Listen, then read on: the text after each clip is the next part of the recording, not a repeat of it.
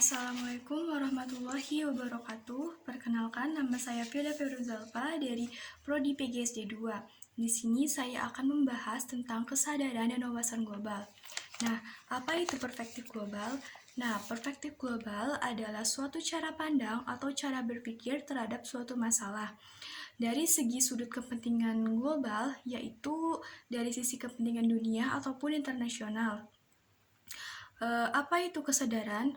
Menurut Kamus Filsafat yang ditulis oleh Leon Bagus pada tahun 1996, bahwa yang dimaksud dengan kesadaran adalah mengandung arti keinsyafan terhadap ego, diri, ataupun benda. Kaitannya dalam perspektif global adalah pengakuan bahwa kita adalah bukan semata-mata sebagai warga suatu negara, tetapi juga warga dunia yang mempunyai ketergantungan terhadap orang lain dan bangsa lain, serta terhadap alam sekitar, baik secara lokal, nasional, maupun global. Nah, globalisasi ini mempunyai dampak positif dan negatifnya. Globalisasi memberikan dampak positif berupa wawasan dan pengetahuan yang semakin bertambah, karena informasi yang kita dapat bukan dari satu sumber saja, melainkan banyak sekali sumber-sumber pengetahuan yang bisa didapat oleh kita. Dan juga globalisasi memberi kemudahan dalam proses pembelajaran.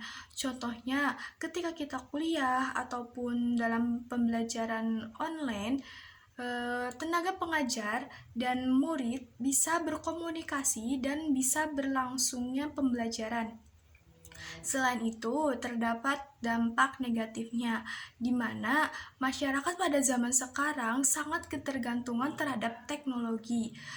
Contohnya dalam pendidikan maupun pekerjaan di era sekarang sangat ketergantungan terhadap teknologi. Yang kedua yaitu terkikisnya nilai budaya Indonesia dikarenakan masuknya nilai budaya asing ke Indonesia. Contohnya di Indonesia mulai munculnya sikap individualisme dan anak muda zaman sekarang senang sekali untuk mengikuti tren-tren dari luar negeri.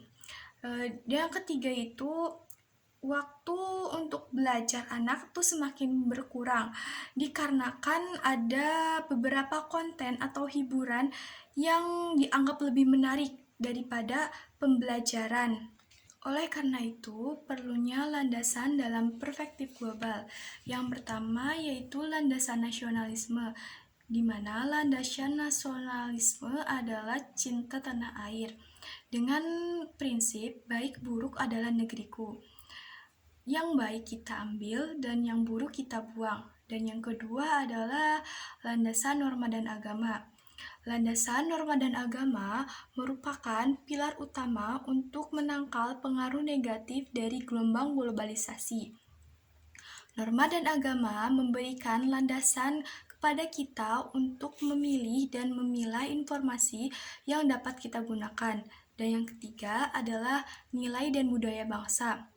Bangsa Indonesia memiliki budaya yang luhur, yang dapat disajikan dalam pilar dan filler terhadap berbagai pengaruh yang negatif, serta sebagai pendukung bagi nilai dan pengaruh, yang membawa dampak positif bagi kehidupan bangsa dan negara.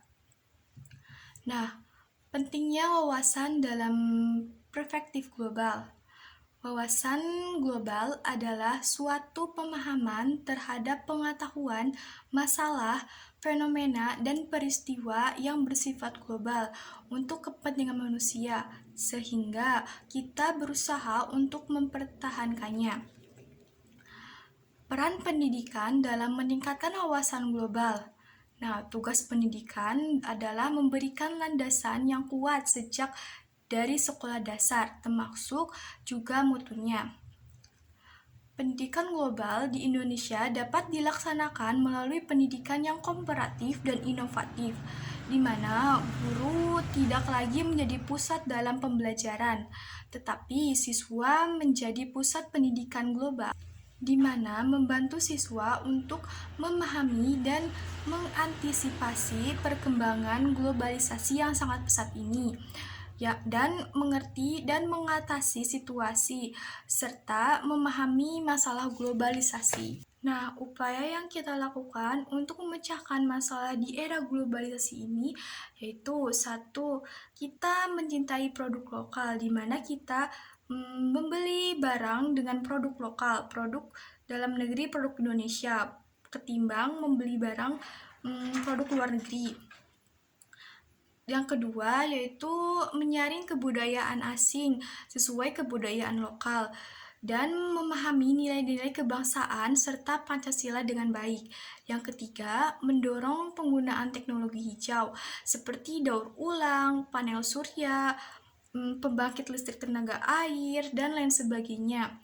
Yang keempat, melakukan kerjasama kesehatan global untuk mengatasi masalah kesehatan yang melintasi batas negara.